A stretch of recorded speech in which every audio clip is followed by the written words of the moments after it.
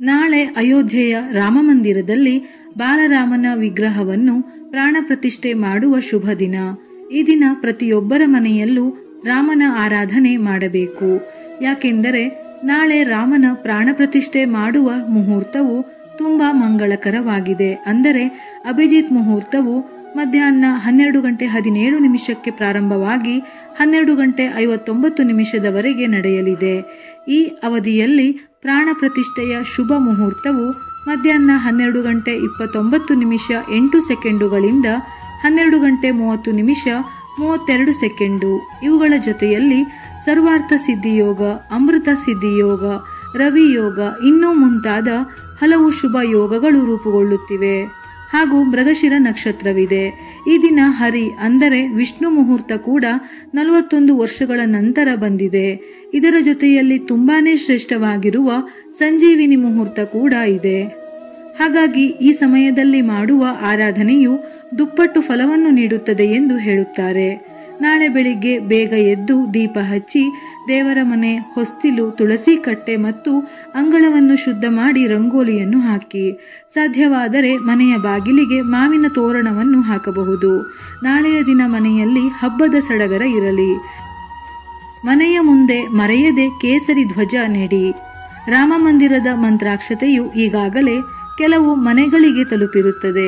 ಈ ಮಂತ್ರಾಕ್ಷತೆಯನ್ನು ನಾಳೆ ಅಯೋಧ್ಯೆಯಲ್ಲಿ ರಾಮನ ಪ್ರಾಣ ಪ್ರತಿಷ್ಠೆಯ ಶುಭ ಮುಹೂರ್ತದ ಸಮಯದಲ್ಲಿ ಇನ್ನೊಮ್ಮೆ ನಿಮ್ಮ ಮನೆಯಲ್ಲಿ ಪೂಜೆ ಮಾಡಿ.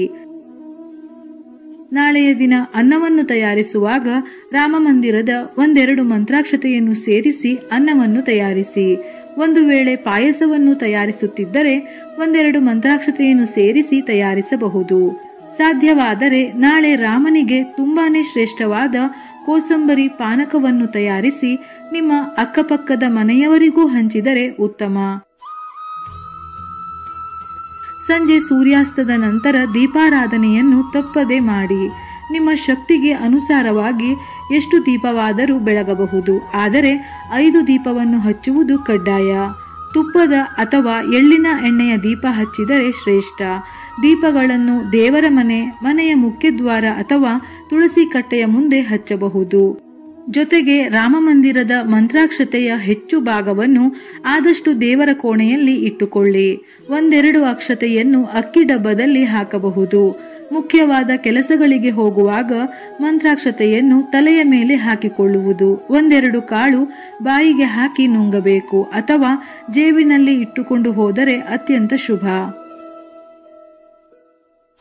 1 ಲೋಟ ನೀರಿಗೆ 1-2 ಮಂತ್ರಾಕ್ಷತೆ ಹಾಕಿ ಅಭಿಮಂತ್ರಿಸಬೇಕು. ಅಂದರೆ ಲೋಟದ ಮೇಲೆ ಬಲಗೈಯನ್ನು ಮುಚ್ಚಿ ಶ್ರೀರಾಮ ಜಯ ರಾಮ ಜಯ ಜಯ ರಾಮ ಎಂದು 21 ಸಲ ಹೇಳಬೇಕು. ನಂತರ ಆ ಮಂತ್ರಾಕ್ಷತೆ ಬೆರೆಸಿದ ನೀರನ್ನು ಕುಡಿಯಬೇಕು.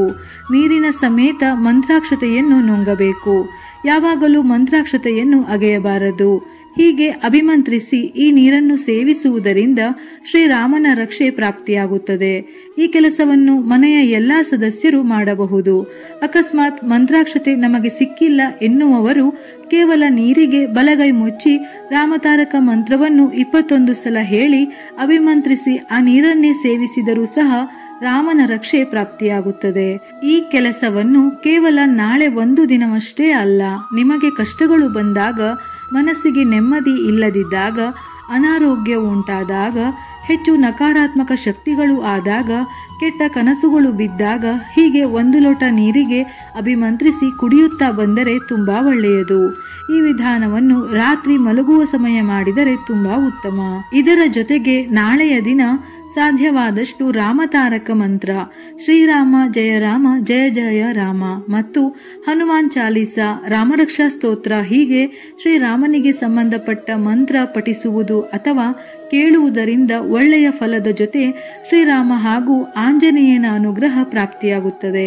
ಮಕ್ಕಳ ಕೈಯಲ್ಲಿ ಹಣೆಗೆ ಕೇಸರಿ ತಿಲಕವನ್ನು ನಿಮ್ಮ ಹಣೆಗೆ ಇಟ್ಟುಕೊಂಡು ನಾಳೆಯ ದಿನ ಸಂಭ್ರಮಿಸಿ ರಾಮನ ಸೇವೆ ಮಾಡಿ. ಈ ವಿಡಿಯೋ ನೋಡಿದ ನಂತರ ಪ್ರತಿಯೊಬ್ಬರು ಶ್ರೀರಾಮ ಜಯ ರಾಮ ಜಯ ಜಯ ರಾಮ ಎಂದು ಕಾಮೆಂಟ್ ಮಾಡಿ. ಮಾಹಿತಿಯನ್ನು ಪ್ರತಿಯೊಬ್ಬರಿಗೂ ಶೇರ್ ಮಾಡಿ. ವಿಡಿಯೋ ಇಷ್ಟ ಆಗಿದ್ದಲ್ಲಿ ಮರೆಯದೆ ಲೈಕ್ ಮಾಡಿ. ನಮ್ಮ ಚಾನೆಲ್ ಅನ್ನು ಸಬ್ಸ್ಕ್ರೈಬ್ ಮಾಡಿ. ಇದೇ ರೀತಿಯ ಮನಮುಟ್ಟುವ ಉಪಯುಕ್ತ ಮಾಹಿತಿಗಳಿಗಾಗಿ ಮತ್ತೆ ಭೇಟಿಯಾಗೋಣ.